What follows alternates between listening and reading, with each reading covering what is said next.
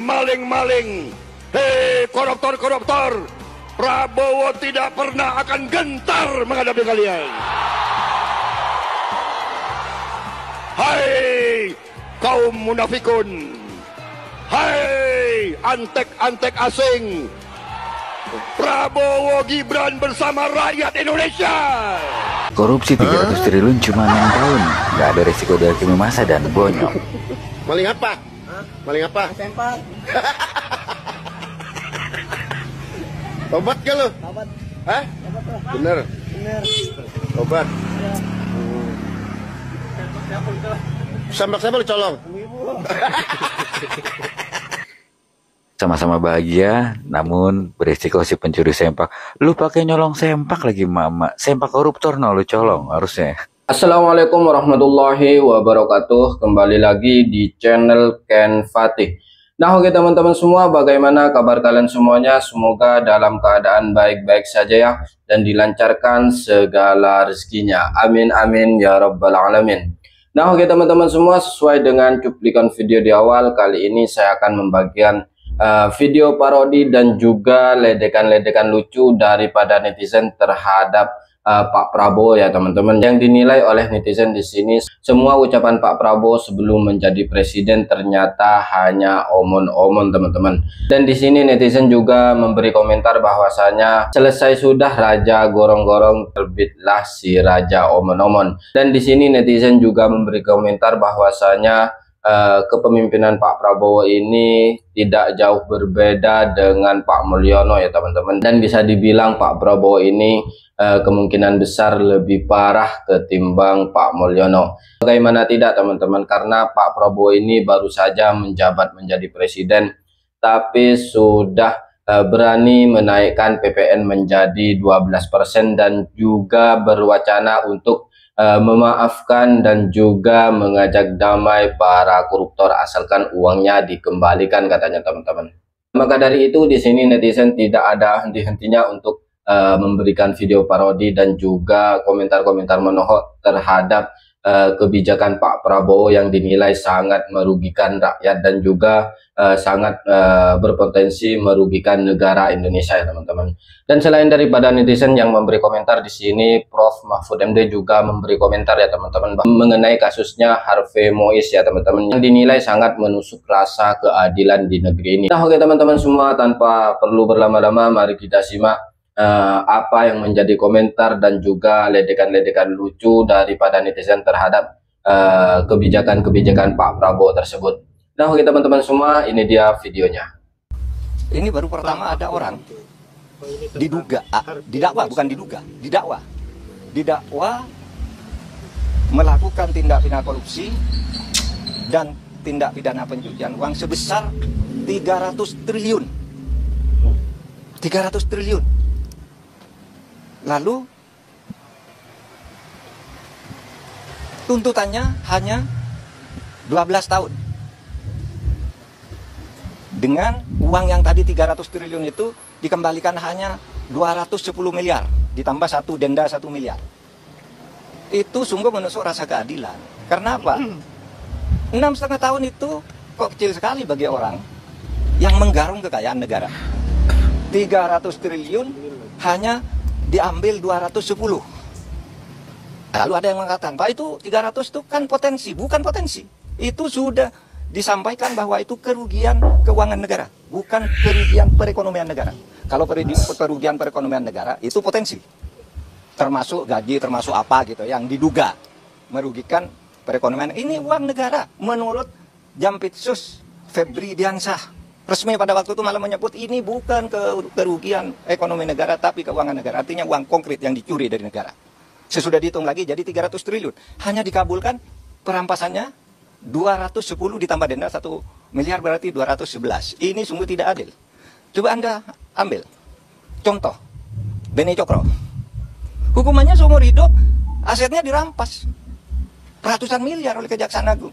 Henry Surya semula dibebaskan di pengadilan negeri. Kita tidak terima, langsung kasasi atau dituntut lagi dari kasus lain. Naik ya, si Henry Surya ini semula bebas, kita langsung ke kasasi menjadi 18 tahun penjara. Hartanya juga diambil. sudah disita oleh kepolisian lebih dulu. Ya diancam balik lah. Kan macan Asia. Malah curhat. Katanya udah siap mati buat negara. Ancam balik itu. Kalau perlu culik itu yang ancam. Ayo Mama ya. Merugikan negara ratusan triliun, Harvey Muiz di penjara 6,5 tahun. Kok pada heran sih? Kayak baru aja tinggal di Indonesia. Apa juga bisa terjadi. Orang kampanye joget menang aja bisa kok. Jadi nggak usah heran. Apalagi alasannya jelas. Terdakwa sopan. Mungkin sogokannya pantas. Apalagi dia ada keluarga yang harus ditanggung.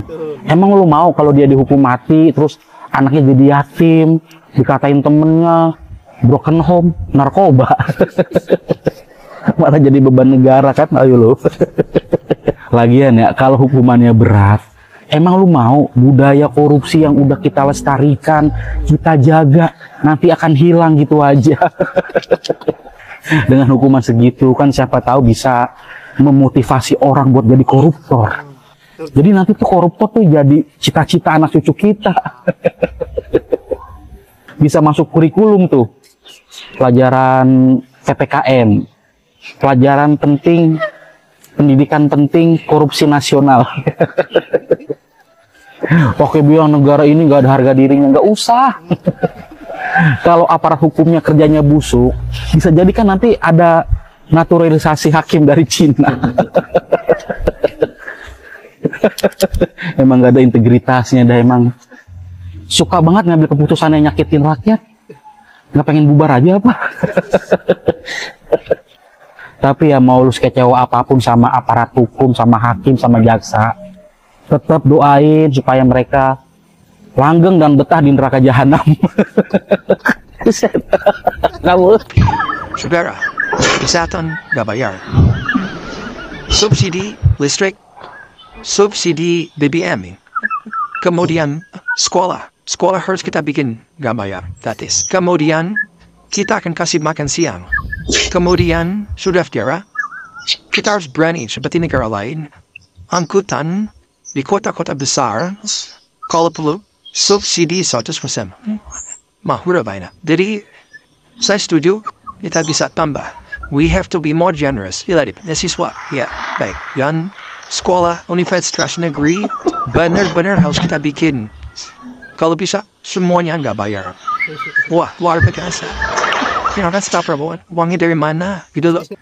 Pak Prabowo, gak usah ada-ada ning nggone Antartika, Pak. Ngoyak koruptor. Dan ning kantor gubernuran Jawa Timur lah ya ana sekarek nyekel. Ning nggone kantor wali kota Medan lah ya ana karek nyekel, Pak. Ada-ada. Tuntasno, Pak. Jangan cuma bikin gimmick-gimmick rakyat menunggu komitmen jenengan mimpin bangsa ini, Pak. Ya, tuntaskan itu. Katanya ada blok Medan, ada dana bansos di Jawa Timur. Itu dilanjutkan, itu kan sudah kemarin KPK sudah menggeledah, sudah bawa apa barang bukti berapa koper itu. Yang blok Medan itu jangan karena anaknya Mulyono terus didiemkan, Pak. Ayo Pak, ini rakyat kecil menunggu kamu, Pak. Pen dia sendiri ya yang ngomong waktu itu, waktu belum dilantik. Dia sendiri yang bakal ngejar koruptor sampai Antartika, sampai padang pasir. Sekarang mah beda, ada koruptor ya dia maafin. Brok-brok kalau kata orang Betawi mah. Prabowo, admin Gerindra, Menteri Hukum Prabowo, dan para buzzer pemerintah harus dengerin.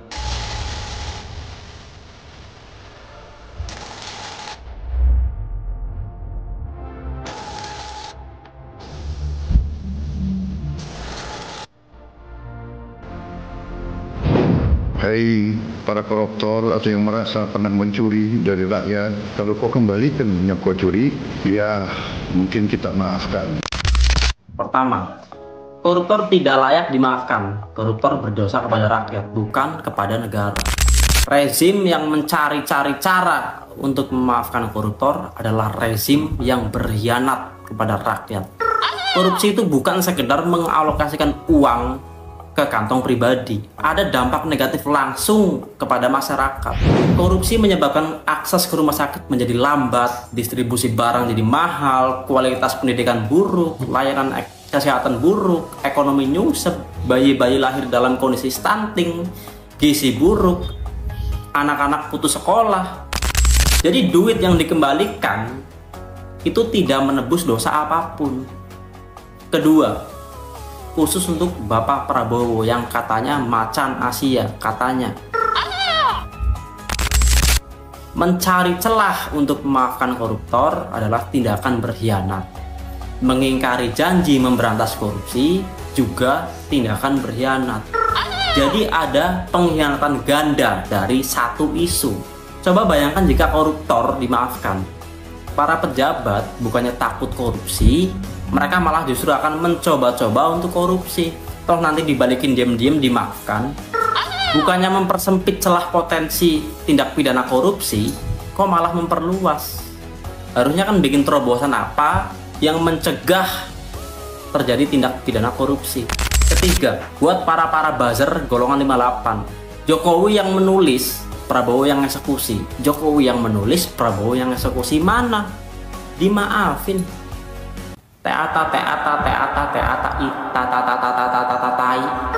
Yuk pertanggungjawabkan pilihan kalian. Pilpres sudah beres. Tugas kalian sekarang adalah mengawasi. Tolong dong ditegur kalau salah. Nah, oke teman-teman semua, itulah beberapa komentar daripada netizen ya teman-teman, yang menyebut bahwasanya Pak Prabowo itu hanya raja omon-omon dan tidak sesuai dengan janji-janji kampanyenya sebelum menjadi presiden ya teman-teman, yang begitu garangnya dan menggelegarnya saat berpidato di hadapan pendukungnya, dan saking semangatnya sampai memukul meja teman-teman, yang katanya akan membasmi para koruptor sampai ke akar-akarnya, dan juga akan mengejar para koruptor walaupun sampai ke Antartika sekalipun, dan juga walaupun sampai ke padang pasir katanya teman-teman. Dan kalau perlu akan mengirim orang-orangnya untuk menangkap para koruptor, katanya Pak Prabowo Subianto. Tapi lain kenyataannya, setelah Pak Prabowo ini sudah menjadi presiden ya teman-teman, malah melempem kayak kucing disiram air. Ayo dong Pak Prabowo, buktikan kalau Anda itu memang macan Asia. Segera hancur leburkan para koruptor. Dan jika ada yang mengancam Pak Prabowo, maka seharusnya Pak Prabowo ancam balik dong. Dan Pak Prabowo ini kan mempunyai kekuasaan penuh di negeri ini. Seharusnya Pak Prabowo bisalah mengancam balik orang-orang yang mengancam Pak Prabowo untuk memberantas kasus-kasus korupsi di Indonesia ini. Ayo dong Pak, karena sebagian besar rakyat Indonesia masih menaruh harapan terhadap Anda Pak Prabowo. Ayo dong hancur leburkan para koruptor-koruptor di Indonesia ini. Jangan malah melempem kayak kucing disiram air. Buktikan kalau Anda itu memang macan Asia. Dan segera buktikan pidato-pidato Anda sebelum menjadi presiden yang begitu garangnya, yang ingin memberantas para koruptor sampai ke akar-akarnya. Ayo dong Pak Prabowo, semangat, semangat, semangat. Hancur leburkan para koruptor di negeri ini. Jangan malah melempem kayak kucing disiram air. Aduh. Nah, oke teman-teman semua, sekian dari saya. Wassalamualaikum warahmatullahi wabarakatuh.